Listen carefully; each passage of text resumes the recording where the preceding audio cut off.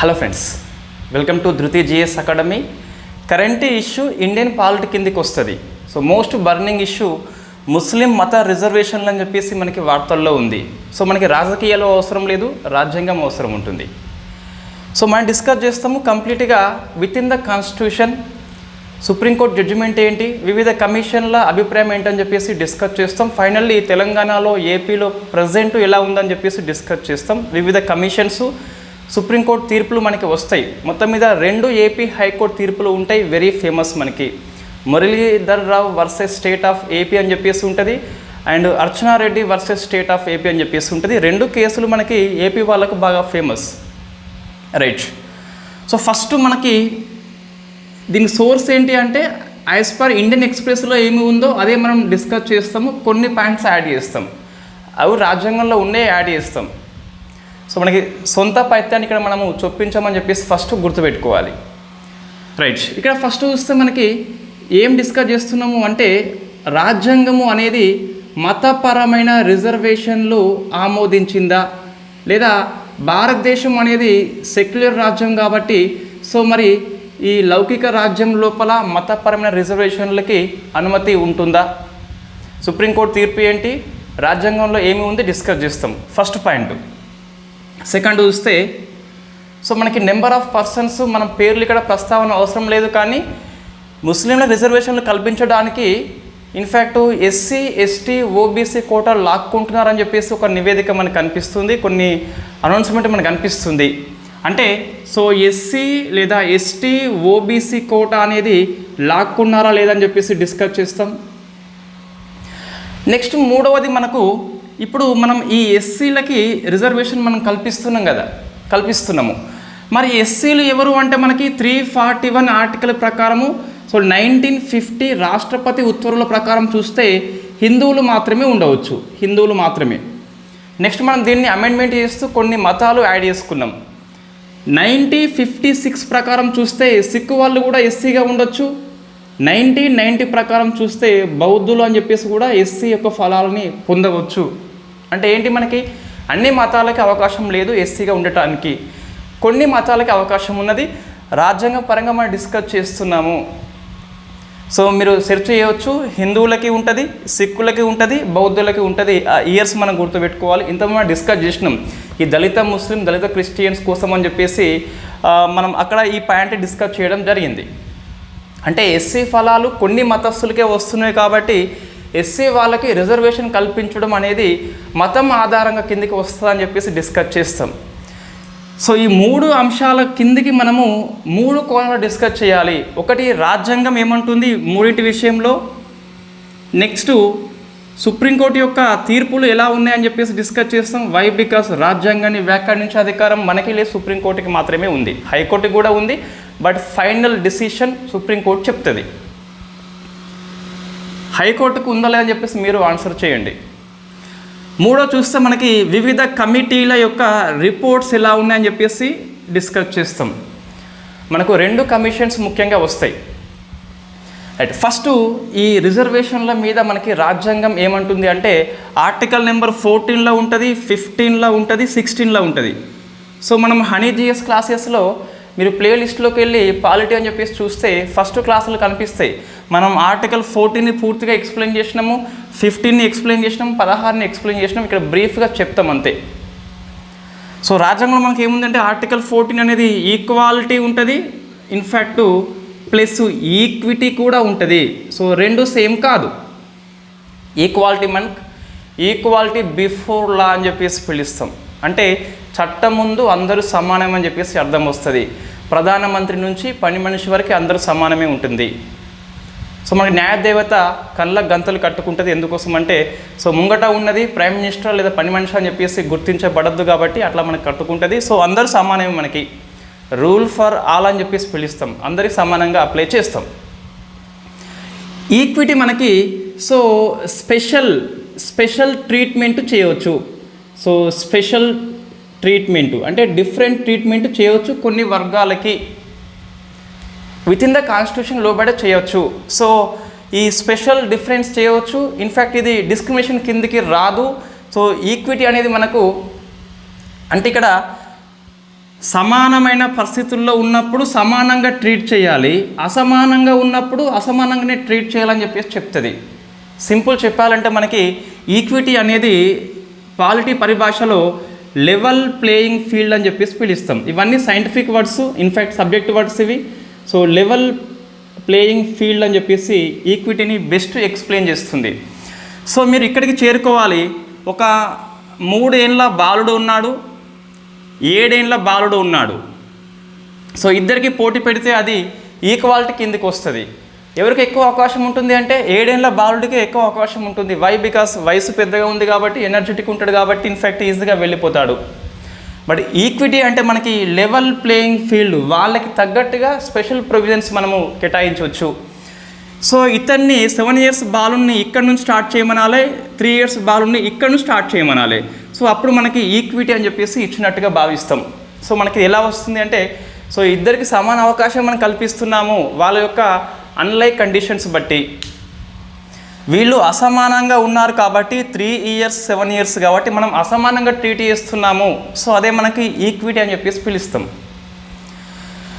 So మనకి ఇది రాజ్యాంగంలోనే ఉన్నది, ఈక్వాలిటీ ప్లస్ ఈక్విటీ అని చెప్పేసి. సో ఇది ఈక్వల్ ప్రొటెక్షన్ ఆఫ్ లాస్ అని చెప్పేసి పిలుస్తాం. సుప్రీంకోర్టు వెరీ ఫేమస్ కేసు గుర్తుపెట్టుకోవాలి. ఈక్వాలిటీ అనేది, సమానత్వం అనేది మనం గుడ్డిగా ఒకదాన్నే పట్టుకొని ఉండద్దు. ఆడు 10 ఏళ్ళైనా ఒకటే రూలు, 20 ఏళ్ళైనా ఒకటే రూల్ మనం పెట్టుకోవద్దు.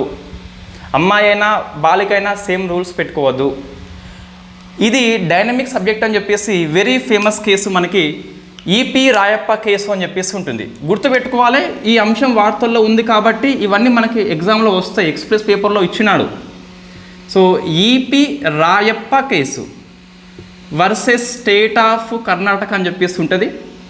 మనం ఇన్ఫ్యాక్ట్ గ్రూప్ 1 మెయిన్స్ రాసేటప్పుడు ఎప్పుడైనా గుర్తుపెట్టుకోవాలి, ఈ కేసు రాసేటప్పుడు వర్సెస్ కర్ణాటక అట్లా రాయదు, పూర్తిగా రాయాలి, స్టేట్ ఆఫ్ కర్ణాటక అని చెప్పేసి రాయాలి. రైట్. సో మన కర్ణాటక రాష్ట్రం అని చెప్పేసి ఇన్ఫ్యాక్ట్ సుప్రీంకోర్టు చెప్పింది. సో ఈక్విటీ అనేది రాజ్యాంగబద్ధమే అని చెప్పేసి, ఈక్వాలిటీ అనేది డైనమిక్స్గా ఉంటుందని చెప్పేసి, స్థిరంగా ఉండదని చెప్పేసి, సో రెండింటి లక్షణము అని మనకు సమానత్వం అని చెప్పేసి చెప్పడం జరిగింది. సో ఈ కేసు ఏంటి మనకంటే EP Royappa versus state of Karnataka అని చెప్పేసి, ఈక్వాలిటీ అనేది డైనమిక్ కాన్సెప్ట్ అని చెప్పేసి మారుతూ ఉంటుంది. సో అన్లైక్ కండిషన్స్లో ఉన్న వాళ్ళని అన్లైక్గా ట్రీట్ చేయమని చెప్పేసి చెప్తుంది. అంటే సో అందరికీ ఒకే రకమైన రూల్ మనం అప్లై చేయొద్దు, స్పెషల్ డిఫరెన్స్ ట్రీట్మెంట్ చేయవచ్చు. Difference treatment is not equal to discrimination అని చెప్పేసి సుప్రీంకోర్టు చెప్పింది. ఈ ఈపీ రాయప్ప అని చెప్పేసి 1973 కేసు అది. నెక్స్ట్ మనకి ఈ 15-16 చూస్తే, సో మనం ఎందుకు చెప్తున్నామంటే మళ్ళీ దీనికి అప్లై చేసుకుంటాము. ఇన్ఫ్యాక్ట్ 15(1)లో ఉంటుంది అండ్ 16(2)లో ఉంటుంది. 2లో ఉంటుంది. ఏమని ఉంటుంది మనకు అంటే, ఈ religious, race, caste, place of birth, sex, residence ఆధారంగా మనకి సో స్టేట్ మీన్స్ రాష్ట్రం కావచ్చు, కేంద్రం కావచ్చు, పౌరుల పట్ల ఎటువంటి వివక్షత చూపెట్టదని చెప్పేసి ఉంటుంది. సో మనకి ఇక్కడ రిలీజియస్ ఉంది కాబట్టి మనం ఇది కూడా డిస్కస్ చేద్దాం. సో రిలీజియన్ లేదా క్యాస్ట్, ఇవి రెండు మనకి వార్తల్లో ఉన్నాయి కాబట్టి, సో రెండింటి ఆధారంగా స్టేట్ సెంట్రల్ కావచ్చు లేదా యూనియన్ గవర్నమెంట్ కావచ్చు, ఇవి రెండు కూడా మనకు ఎటువంటి వివక్షత చూపెట్టద్దని చెప్పేసి, ఎవరి పట్ల, సిటిజన్స్ పట్ల అని చెప్పేసి చెప్తుంది. సో అంటే మనకి అందరికీ ఈక్వల్ ఉండాలి, ఎటువంటి రిజర్వేషన్ కల్పించదని చెప్పేసి చెప్తుంది.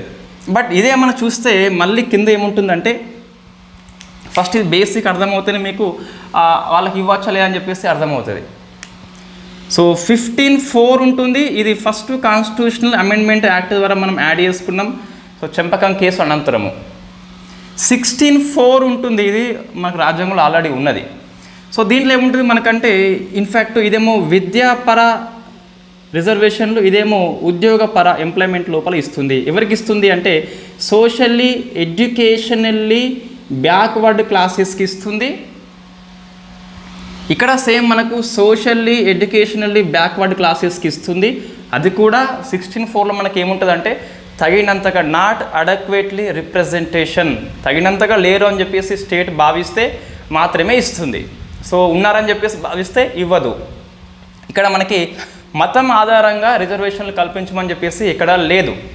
ఇన్ఫ్యాక్ట్ మనకి ఇంకా రాజ్యాంగం చెప్పాలి అంటే గట్టిగా చెప్పాలి అంటే రిజర్వేషన్ అనే పదం ఉపయోగించలేదు. ఏమన్నది? Special, the state shall make special provisions, అంటే స్పెషల్ రూల్స్ రూపొందించవచ్చు ఎప్పుడు వర్గం కనుక సోషల్లీ సామాజికంగా, ఎడ్యుకేషనల్లీ విద్యాపరంగా 15-16లో మనము ఎకనామిక్ పరంగా అని చెప్పేసి యాడ్ చేసుకున్నాం. బట్ 15-4 చూస్తే మనకి సామాజికంగా విద్యాపరంగా వెనుకబాటు అని చెప్పేసి అర్థం వస్తుంది. యాజ్ అండ్ టుడే మనకి ఎస్సీ ఎస్టీ ఓబీసీ అని చెప్పేసి సింపుల్గా చెప్పొచ్చు, రైట్. అంటే ఎవరైనా వర్గము అనేది సామాజికంగా విద్యాపరంగా వెనుకబాటు అయితే మాత్రమే స్పెషల్ ప్రొవిజన్స్ స్టేట్ చేయవచ్చు. స్టేట్ మీన్స్ మనకి ఈ పదం వచ్చినప్పుడు రాష్ట్రం అని చెప్పేసి అర్థం చేసుకోవద్దు. రాజ్యాంగంలో స్టేట్ మీన్స్ మనకి యూనియన్ లెవెల్లో సెంట్రల్ గవర్నమెంట్ వస్తుంది, స్టేట్ లెవెల్లో స్టేట్ గవర్నమెంట్ వస్తుంది. అంటే స్పెషల్ రూల్స్ చేయవచ్చు. ఆ స్పెషల్ రూల్స్ అనేవి 15(1)కి 16కి 2కి ఇట్ ఈస్ నాట్ ఎగ్జెంప్షన్, మినహాయింపు కాదు. చాలా పాలిటీ పుస్తకాల్లో ఇన్ఫ్యాక్ట్ నేను కూడా అంతకుముందు స్టార్టింగ్లో చూస్తే ఇన్ఫ్యాక్ట్ ఇవి రాసి మినహాయింపులు అని చెప్పేసి హెడ్డింగ్ పెట్టి ఇవి మినహాయింపులు అని చెప్పి చెప్పడం జరిగింది. But it is not exemption rules. 51-61(2) rule ఏంటి? ఈక్వాలిటీ. మనకి ఇవన్నీ ఎక్కడ ఉంటాయండి? రైట్ టు ఈక్వాలిటీ కిందికి వస్తాయి. ఆర్టికల్ 14 నుంచి 18 వరకు కూడా మనకి రైట్ టు ఈక్వాలిటీ అని చెప్పేసి హెడ్డింగ్ పెట్టుకొని ఇక్కడ మనం వేరే డిస్కస్ చేయొద్దు. ఇవి కూడా ఈక్వాలిటీ. వీటి లక్ష్యం ఏంటి? ఈక్వాలిటీ చేరుకోవాలి. వీటి లక్ష్యం ఏంటి? ఈక్వాలిటీ చేరుకోవాలి. ఈక్వాలిటీ లేదు కాబట్టి స్పెషల్ ప్రొవిజన్స్ ఇస్తేనే ఈక్వాలిటీ వస్తుంది. కాబట్టి 15(4)-16(4) లక్ష్యము ఈక్వాలిటీ అని చెప్పేసి చూసుకోవాలి. స్పెషల్ ప్రొవిజన్స్ చేసేది కూడా ఈక్వాలిటీ కోసం అని చెప్పేసి చూసుకోవాలి. 15(1)-16(2)కి మినహాయింపు కాదని చెప్పేసి చూసుకోవాలి. మనకి మా సోర్స్ ఏంటి మినహాయింపు కాదు అని చెప్పేసి అంటే very famous case. It is a previous year question. మనకు ఇన్ఫ్యాక్ట్ ఎన్వి థామస్ కేసు అని చెప్పేసి ఉంటుంది. NV Thomas versus state of Kerala 1975 కేసులో 15(1)-16(2) అనేది 15(4)-16(4) కింద మినహాయింపు కాదని చెప్పేసి రెండింటి లక్ష్యము ఈక్విటీ అని చెప్పేసి చెప్పడం జరిగింది very first time. NV Thomas case అని చెప్పేసి మనం గుర్తుపెట్టుకోవాలి. ఎస్, మనకి కొన్ని కేసెస్ అనేది ఎగ్జామ్ దృష్ట్యా వెరీ ఫేమస్. మన రెగ్యులర్ పాలిటీ పుస్తకంలో లేకపోయినప్పటికీ ఆ అంశం వార్తల్లో ఉన్నందుకైనా ఈ 2 కేసెస్ గుర్తుపెట్టుకోవాలి.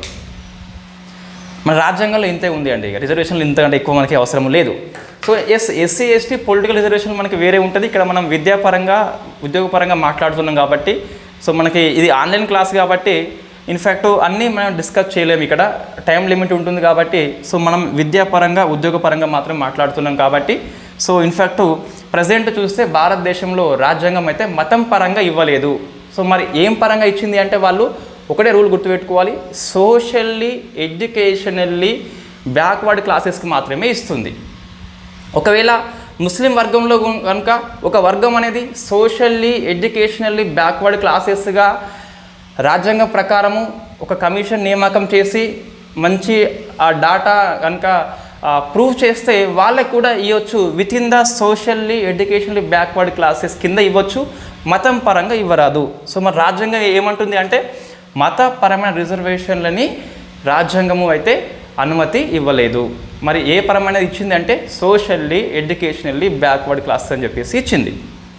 మనము ఎకనామికల్లీ క్లాసెస్ ఇస్తున్నాము అంటే అది మనకు 46 లోపల డిపిఎస్ లోపల ఉంటుంది, వీకర్ సెక్షన్ కిందికి వస్తుంది.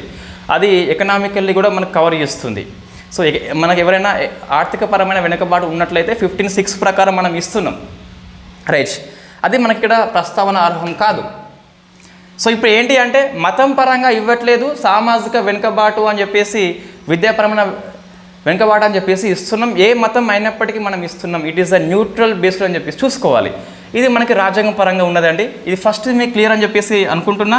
ఏం లేదు, సోషల్లీ ఎడ్యుకేషనల్లీ బ్యాక్వర్డ్ క్లాస్ అని చెప్పేసి ప్రూవ్ చేస్తే ఏ మతస్థులకైనా ఇవ్వచ్చు. సుప్రీంకోర్టు మనకి నెంబర్ ఆఫ్ తీర్పులు అదే చెప్పింది, మనం డిస్కస్ చేస్తాం ఇక్కడ. ఫస్ట్ మనకి అయిపోయింది, రాజ్యాంగం గురించి అయిపోయింది. ఇక్కడ 2 కేసులు వచ్చినాయి మనకి, ఇక్కడ డిస్కస్ చేసినాం. ఈక్విటీ అనేది అంటే మనకి equality it is a dynamic concept అని చెప్పేసి, ముద్దగా స్థిరంగా ఉండదని చెప్పేసి, ఈక్విటీ లక్ష్యం వైపు పోవాలని చెప్పేసి మనకి ఈవి రాయప్ప కేసు అని చెప్పేసి చూసుకోవాలి. వర్సెస్ స్టేట్ ఆఫ్ కర్ణాటక 73లో వచ్చింది. బట్ ఇయర్స్ మనకి అంత ఇంపార్టెంట్ ఏం కాదు. నెక్స్ట్ ఎన్వి థామస్ కేసు ఏంటి అంటే ఈ 15(4)-16(4) కింద స్పెషల్ ప్రొవిజన్స్ అనేవి 15(1)-16(2) ప్రకారం ఉన్న గ్రౌండ్స్కి ఓన్లీ గ్రౌండ్స్ అని చెప్పేసి ఉంటుంది కదా, వాటికి మినహాయింపు కాదని చెప్పేసి సుప్రీంకోర్టు చెప్పింది.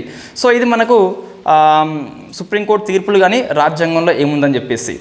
సో మొత్తం మీద మనకి ఏమర్థమైంది అంటే ముస్లింలకి కానీ ఎవరికైనా మతం ఆధారంగా ఇవ్వద్దు అని చెప్పేసి ఉన్నది. Why? Because it is the secular state అని చెప్పేసి మనకి ఎస్ఆర్ బొమ్మాయి కేసులో సెక్యులర్ అనేది బేసిక్ స్ట్రక్చర్ డాక్ట్రిన్ కింద తీసుకోవడం జరిగింది కాబట్టి సో లౌకిక రాజ్యం లోపల మతపరంగా రిజర్వేషన్లు మనం కల్పించరాదు అని చెప్పేసి రాజ్యాంగం చెప్పిందని చెప్పేసి మనం డిస్కస్ చేసి ఉన్నాం. నెక్స్ట్ సుప్రీంకోర్టు తీర్పులు ఏమున్నాయి అంటే ఈ విషయంలో ఏమున్నాయి అంటే ఇంతకుముందు మనం ఏం చెప్పినామో అదే ఉన్నది. సో ఫస్ట్ చూస్తే మనకి ఎంఆర్ బాలాజీ కేసు అని చెప్పేసి ఉన్నది వర్సెస్ స్టేట్ ఆఫ్ మైసూర్ అని చెప్పేసి. ఈ కేసు దేనికి ఫేమస్ అంటే మనకు 50% కోటాని ఇన్ఫ్యాక్ట్ దాటద్దు అని చెప్పేసి వెరీ ఫస్ట్ టైం చెప్పిన కేసు ఇందిరా సహాని కేసు కాదు, Mysore MR Balaji versus state of Mysore అని చెప్పేసి ఉంటుంది. ఇక్కడ ఏమన్నది మనకంటే ఈ 15(4)లో 16(4)లో మనం ఇప్పుడు కేసు స్పెసిఫిక్గా చెప్తున్నాం కాబట్టి జనరల్ ఒపీనియన్ చెప్పొద్దు, కేసు పరంగా ఏం చెప్పింది అదే చెప్పాలి మనం. 15(4), 16(4)లో మనకి ఈ ముస్లిమ్స్ అండ్ క్రిస్టియన్స్, సిక్కులు, జైనులు వాళ్ళు వీళ్ళు ఏ మతాన్ని కూడా మినహాయించలేదు అని చెప్పేసి, అంటే వాళ్ళు కూడా రావచ్చు అని చెప్పేసి చెప్పింది. ఇట్లా చెప్తే ముస్లింలకు ఇస్తున్నట్టుగా నేను చెప్పినట్టు కాదు, అట్లా చిన్న మైండ్తో మనం థింక్ చేయొద్దు. సుప్రీంకోర్టు ఏమన్నది in fact MR Balaji versus state of Mysore లోపల 15(4), 16(4) కింద ముస్లిమ్స్ అయినా రావచ్చు, క్రిస్టియన్స్ రావచ్చు, హిందూస్ రావచ్చు, బౌద్ధ, జైన, లైన, బైన, పైన, తైన మొత్తం ఎవరైనా రావచ్చు. ఎప్పుడు రావచ్చు? వాళ్ళు సోషల్లీ ఎడ్యుకేషనల్లీ బ్యాక్వర్డ్ క్లాసెస్ అని చెప్పేసి ప్రూవ్ చేస్తే, అథెంటిక్ డాటా ఉంటే, సో మనకి రాజ్యాంగంలో ఉన్న నిబంధనల ప్రకారము ప్రూవ్ చేయబడి ఉంటే రావచ్చు అని చెప్పేసి చెప్పింది. సో మనకి ఇది కేసు గుర్తుపెట్టుకోవాలి. ముస్లిమ్స్ మనకి వార్తల్లో ఉంది కాబట్టి చూసుకోవాలి. వీళ్ళకు మతం ఆధారంగా ఇవ్వద్దు, బట్ సోషల్లీ ఎడ్యుకేషనల్లీ నేను ఎందుకు నువ్వు చెప్తున్న ప్రశ్న వచ్చేందుకు అవకాశం ఉన్నది. నెక్స్ట్ సేమ్ మనకు ఇందిరా సహాని కేసు అని చెప్పేసి 1992లో వెరీ ఫేమస్ కేసు. ఇన్ఫ్యాక్ట్ ఇక్కడ చూస్తే మనకు ఏమన్నది అంటే సో ఏ సామాజిక వర్గం అయినప్పటికీ విద్యాపరంగా సామాజికంగా వెనుకబాటు అయితే వాళ్ళకి ఇవ్వచ్చు అని చెప్పేసి చెప్పడం జరిగింది. అంటే సామాజికంగా విద్యాపరంగా వెనుకబాటును గుర్తించడంలో మతం అడ్డు కాదని చెప్పేసి చెప్పింది, సింపుల్ వర్డ్స్లో అది. సో మొత్తం మీద ఈ రెండు కేసు యొక్క సారాంశం కానీ ఇంతకుముందు మనకి ఎన్వి థామస్ ఇన్ఫ్యాక్ట్ ఈవి రాయప్ప కేసు సారాంశం చూస్తే ఇట మతం ఆధారంగా ఇవ్వాలని చెప్పేసి ఎక్కడా లేదు, కేవలము సామాజికంగా విద్యాపరంగా వెనుకబాటు అని చెప్పేసి చెప్పడం జరిగింది. సో మనకి సెకండ్ కూడా అయిపోయింది. ఫస్ట్ ఏమన్నా రాజ్యాంగం అన్నాం కదా, అది డిస్కస్ చేసినాం. సుప్రీంకోర్టు తీర్పు అన్నాం కదా, డిస్కస్ చేసినాం. మొత్తం మన 2 ఉన్నాయి, ఇంకొక 2 మనకి అంశాల వారీగా వచ్చినాయి. మొత్తం 4 కేసులు అని చెప్పేసి 4 కేసులు గుర్తుపెట్టుకోవాల్సింది కంపల్సరీ. ఇవి 2 అన్ని పుస్తకాల్లో ఉంటాయి, బట్ ఈ పాయింట్ ఆఫ్ వ్యూలో ఉండవు కాబట్టి ఇప్పుడు ఈ పాయింట్ ఆఫ్ వ్యూలో మనం రాసుకోవాలి అంతే. నెక్స్ట్ వివిధ కమిటీల యొక్క అభిప్రాయం ఏంటి? సో మనకి ఇక్కడ 2 చూస్తాం ముఖ్యంగా. ఫస్ట్ చూస్తే రాజేందర్ సచార్ కమిటీ అని చెప్పేసి వెరీ ఫేమస్. ఇన్ఫ్యాక్ట్ 2006లో మనకి నివేదిక ప్రకారం చూస్తే ఇట ఏమన్నది అంటే ఇన్ఫ్యాక్ట్ ముస్లిం సమాజం మొత్తము అనేది, ముస్లిం కమ్యూనిటీ మొత్తము అనేది ఒక ఎస్సీ ఒక ఎస్టీ ఏ విధంగా అయితే వెనుకబడి ఉన్నారో అదే విధంగా వెనుకబడి ఉన్నారు ఓబీసీలతో కంపేర్ చేస్తే. నేను చెప్పలేదు, ఈ కమిటీ చెప్పింది. ఏమంటున్నామంటే మనము ముస్లిం సమాజం మొత్తము అనేది ఎస్సీ ఎస్టీల మాదిరిగానే ఓబీసీల కంటే వెనుకబడి ఉందని చెప్పేసి చెప్పడం జరిగింది. నెక్స్ట్ మనకి 2007లో రంగనాథ్ మిశ్రా అని చెప్పేసి ఉంటుంది. సో మనం ఏం డిస్కస్ చేస్తున్నాం, వాళ్ళకి ఇవ్వాలన్నా అర్థం చెప్పి డిస్కస్ చేస్తున్నామా? అట్లా చేయం మనము. రాజ్యాంగము, కమిటీలు, సుప్రీంకోర్టు అని చెప్పేసి డిస్కస్ చేస్తున్నాం. ఇక్కడ ఏమంటే 2007లో అంటే మనకు మైనార్టీలకి 15% రిజర్వేషన్లు కల్పించాలని చెప్పేసి నివేదిక ఇస్తుంది. ఆ 15%లో కూడా ముస్లిమ్స్కి ఓన్లీ స్పెషల్గా 10% ఇవ్వాలని చెప్పేసి చెప్తుంది.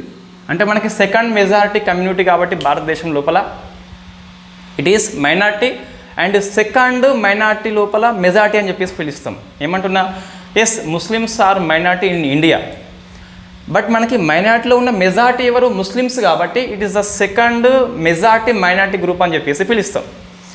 సో మొత్తం 15% ఇవ్వాలి కదా, అందులో 10% అనేది ముస్లింలకు ఇవ్వాలని చెప్పేసి రిపోర్ట్ ఇస్తుంది.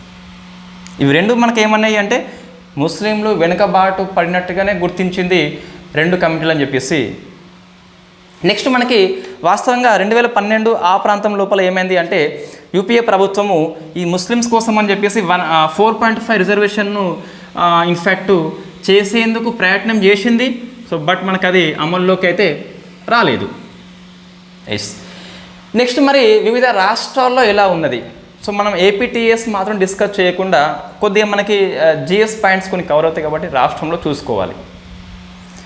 సో రాజ్యాంగంలో మనం ఏం డిస్కస్ చేసినామంటే ఇక్కడ ఇన్ఫ్యాక్ట్ 3 ఆర్టికల్స్ డిస్కస్ చేసినాం. ఆర్టికల్ 14, 15, 16.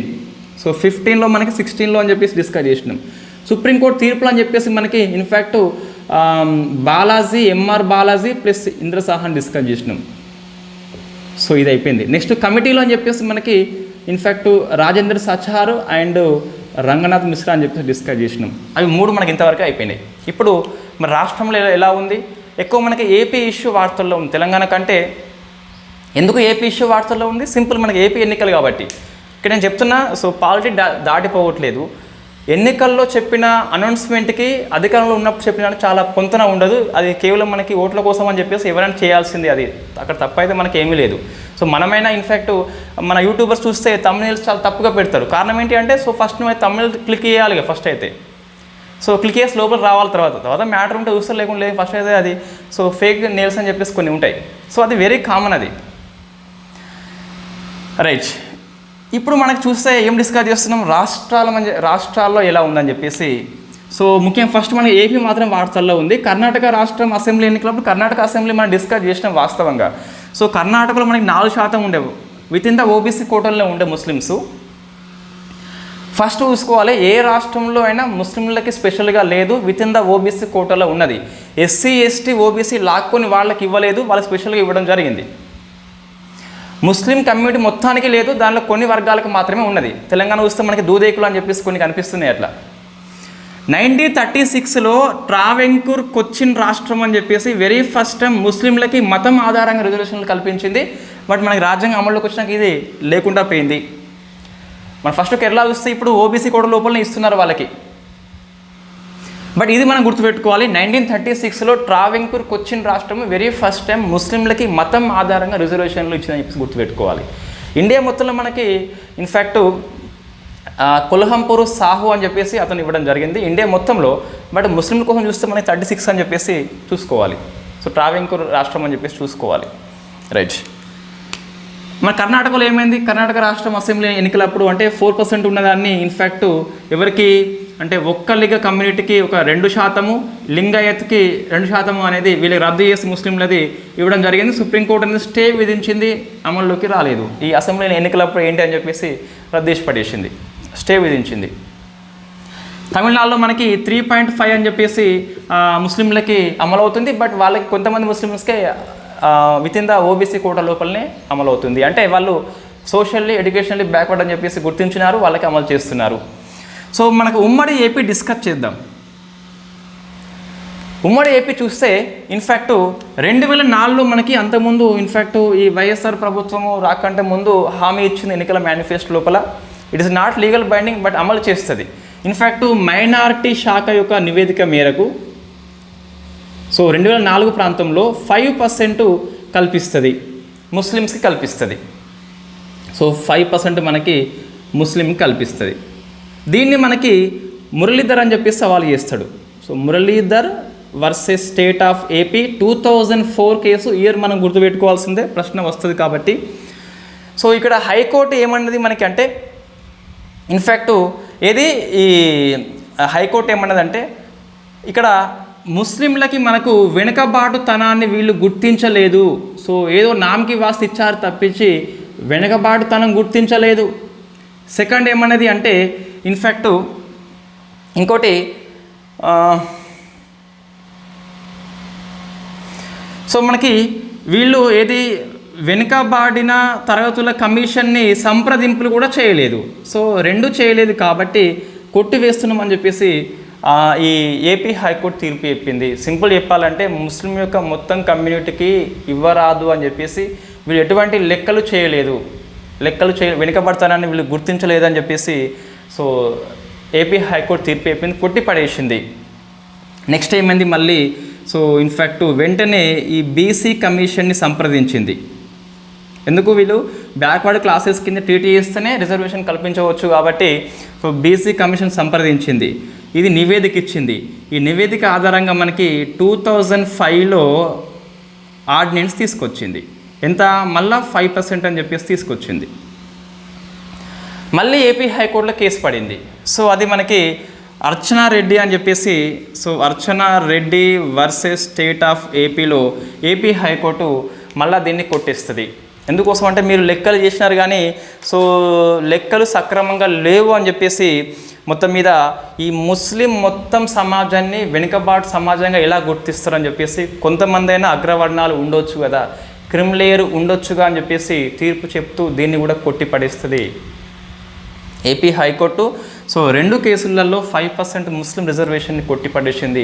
ఒకటే కారణం, మనకి ముస్లిం మతం అయినందుకు ఇన్ఫ్యాక్ట్ రిజర్వేషన్లు ఇస్తలేరు వీళ్ళు. మళ్ళీ గుర్తుపెట్టుకోవాలి, ముస్లిం మతం అయినందుకు కొట్టివేయలేదు. ఎందుకు కొట్టిపడేసిందంటే వెనకబాడతానని నిరూపించే సరైన సక్రమణ నివేదిక లేదు కాబట్టి కొట్టివేయడం జరిగింది.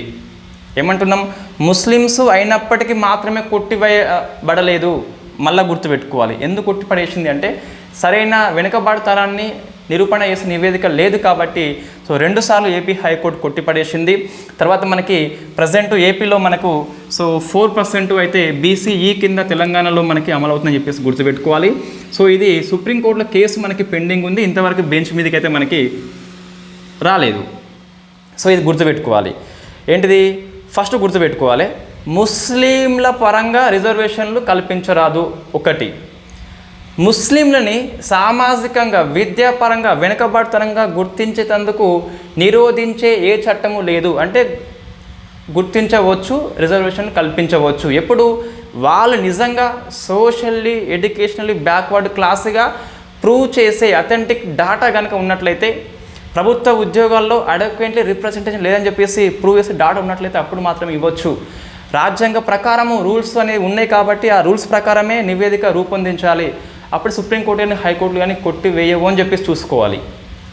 ఇంతకుముందు మళ్ళీ ఏమైనా తెలంగాణ లోపల చూస్తే మనకి సో సుధీర్ కమిషన్ అని చెప్పేసి నియామకం చేస్తే ఇది 12% మనకి జనాభా వాళ్ళు ఉన్నారు కాబట్టి 12% ఇవ్వని చెప్పేసి రిపోర్ట్ ఇస్తే 2017లో తెలంగాణ అసెంబ్లీ చట్టం కూడా చేస్తుంది. బట్ మనకి 12% కనుక అప్లై చేస్తే 50% కోటా దాటిపోతుంది కాబట్టి సో దీన్ని 9th షెడ్యూల్లో చేర్చమని చెప్పేసి సెంట్రల్ గవర్నమెంట్ ఆఫ్ ఇండియాకి మనకి సిఫార్సు చేస్తారు. సో గవర్నమెంట్ ఆఫ్ ఇండియా ఇంతవరకు పార్లమెంట్ మూట దీన్ని చర్చకైతే పెట్టలేదని చెప్పేసి గుర్తుపెట్టుకోవాలి. సింపుల్, మనకి స్టేట్లో సెంట్రల్లో వేరే ప్రభుత్వాలు ఉన్నప్పుడు సో తొందరగా ఇవి బిల్లులు మనకి పార్లమెంట్ ముందర అయితే పోవని చెప్పేసి చూసుకోవాలి. సో ఇప్పుడు మన 12% అమలు అవుతుందా లేదని చెప్పేసి చూసుకోవాలి. వై, బికాస్ ఇది 9th షెడ్యూల్లో చేర్చలేదు, పార్లమెంట్ ముంగట ఇంకా బిల్లు కూడా పోలేదని చెప్పేసి చూసుకోవాలి. ఇది మనకు తెలంగాణ పాయింట్ ఆఫ్ వ్యూలో, ఏపీ పాయింట్ ఆఫ్ వ్యూలో. సో ఏపీలో 2 కేసులు గుర్తుపెట్టుకోవాలి, మురళీధర్ రావు అండ్ అర్చనా రెడ్డి అని చెప్పేసి 2 కేసులు వెరీ ఫేమస్. 2004, 2005లో అని చెప్పేసి సో ఏపీ హైకోర్టు కొట్టేసి సుప్రీంకోర్టులో మనకి కేసు పెండింగ్ అయితే ఉన్నది. ఇది మనకు ఇది. అండ్ ఫైనల్లీ చెప్పాలంటే మతం పరంగా రిజర్వేషన్లు ఇవ్వరాదు. ఎప్పుడు ఇవ్వచ్చు ముస్లిమ్స్కి అంటే క్రిస్టియన్స్ కావచ్చు, ఓన్లీ ముస్లిమ్స్ ఎందుకు మనకు వార్తల్లో ఉన్నది అంటే డిఫరెంట్ పొలిటికల్ లీడర్స్ యొక్క వ్యాఖ్యల కారణంగా వార్తల్లో వచ్చింది.